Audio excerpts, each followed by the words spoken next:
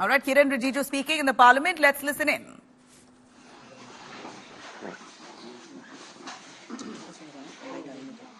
अभी पार्लियामेंट सत्र के समय में कांग्रेस पार्टी और उसके कुछ साथी दलों ने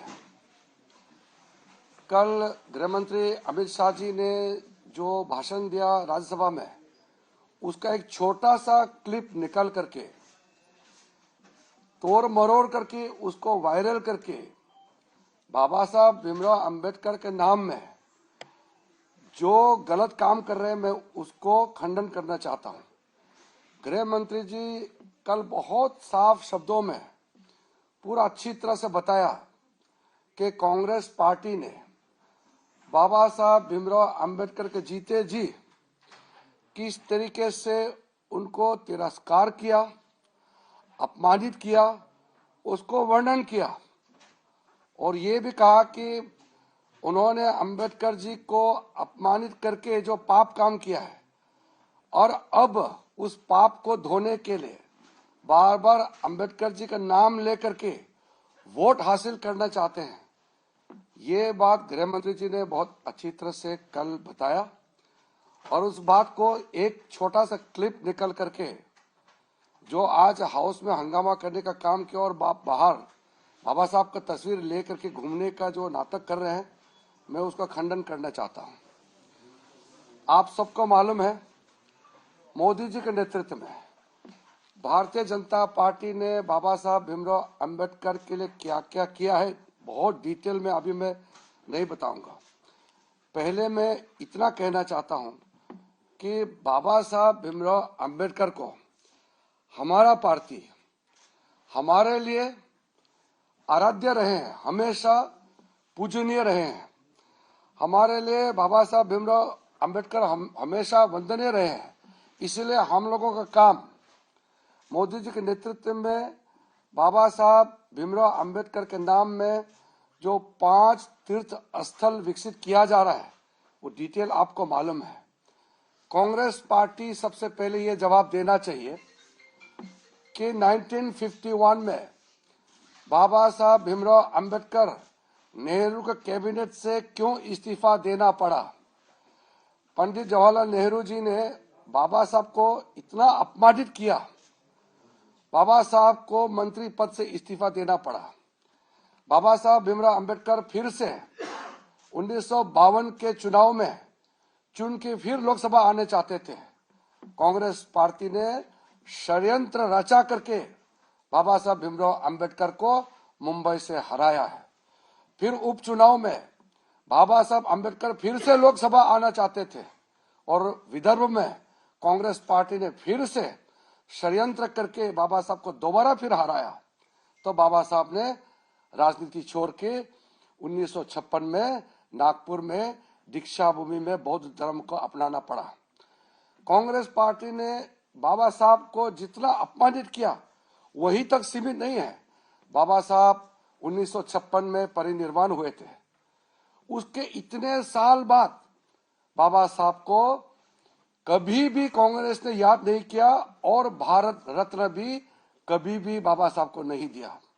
जब कांग्रेस पार्टी को हराया 1989 में, तब जाकर के 90 में भारतीय जनता पार्टी के समर्थन से राष्ट्रीय मोर्चा का सरकार ने बीपी सिंह का प्रधानमंत्री रहते समय भारत रत्न से बाबा साहब भीमराव अंबेडकर को नवाजा गया है।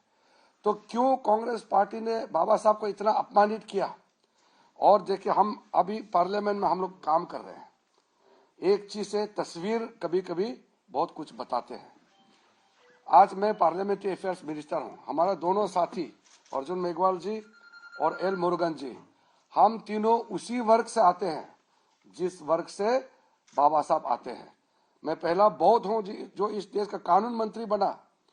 71 ईयर्स बाद मोदी जी ने दूसरा एक बौद्ध को अंबेडकर की कुर्सी में बैठने को प्रावधान किया। मेरे बाद में अर्जुन मेघवाल जी आज कानून मंत्री है, वो भी उसी वर्ग, शेड्यूल कास्ट वर्ग से है जिस वर्ग से बाबा साहब आते हैं।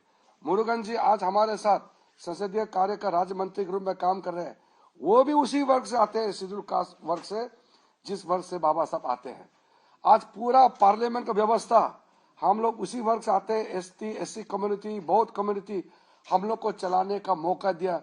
ये बाबा साहब का सपना को पूरा करने का काम मोदी जी ने किया है। कांग्रेस पार्टी ने कभी याद किया है किसी एसटी एससी को कभी पार्लियामेंट्री अफेयर्स कानून मंत्री बनाने का कभी सोचा है? देखिए, कथनी और करनी में अंतर नहीं होना चाहिए, लेकिन आज कांग्रेस पार्टी बार बार बाबा साहब अंबेडकर का नाम लेकर के जो पाप काम किया है वो साफ नहीं हो सकते हैं। कांग्रेस पार्टी ने बाबा साहब भीमराव अंबेडकर को जिस तरीके से तरपाया, अपमानित किया, वो हजारों साल तक भी कांग्रेस पार्टी वो पाप को साफ नहीं कर सकते हैं। और आज बाबा साहब का तस्वीर लेके घूमते हैं, वो शर्म आना चाहिए। और गृह मंत्री जी ने पूरा डिटेल में बताया कल कि मोदी जी ने किस तरीके से बाबा साहब का लेगेसी को आगे ले गया। संविधान दिवस मनाने का प्रक्रिया 2015 में मोदी जी ने शुरू किया, और आगे जाकर के जो 5 तीर्थ स्थल के बारे में ब्रीफली मैं नाम बताता हूं, जहां जन्म हुआ मऊ में मध्य प्रदेश में, वो भी भारतीय जनता पार्टी का सरकार का समय बना के अब मोदी जी के नेतृत्व में और विकसित किया जा रहा है। जहां बाबा साहब आखिरी परिनिर्वाण हुए थे, जिस घर में बैठे, उसको अब बहुत अच्छी तरह से विकसित करके परिनिर्वाण भूमि के रूप में उसको बनाने का काम कर रहा है। लंदन में जिस घर में बाबा साहब बैठ करके कानूनी पढ़ाई किया, उसको खरीद करके मोदी जी के नेतृत्व में उसको शिक्षा भूमि के नाम से विकसित किया जा रहा है।